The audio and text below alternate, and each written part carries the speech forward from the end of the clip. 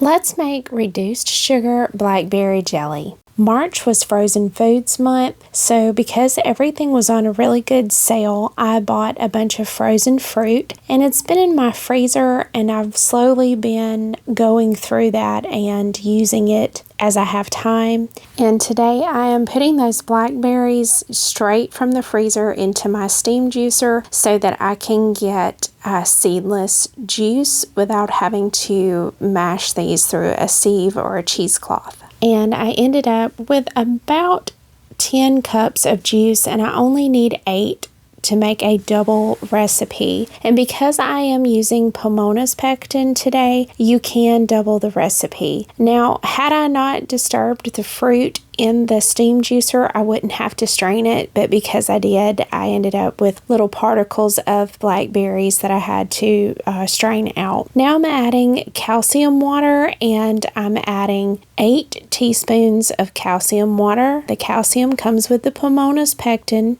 And then I'm going to add a half a cup of lemon juice, and this really needs to be bottled lemon juice. Once I have my blackberry juice, the lemon juice, and my calcium water in my pot, I'm going to go ahead and let that come up to temperature, and then I will prepare my pectin. So I'm going to use 8 teaspoons of Pomona's Pectin, and I measure this kind of weird, but it is 8 teaspoons, and you add it directly to your sugar. I am using 4 cups of plain white sugar. This is a reduced sugar recipe, so that's about half of what you would normally put in a batch of jelly this size. Once my fruit juice has come up to a boil, I go ahead and add my sugar and the pectin and stir it in really well to make sure that there are no clumps of pectin left floating in the juice. And then return this to a rolling boil and let it boil for about a minute. And then remove the pot from the heat.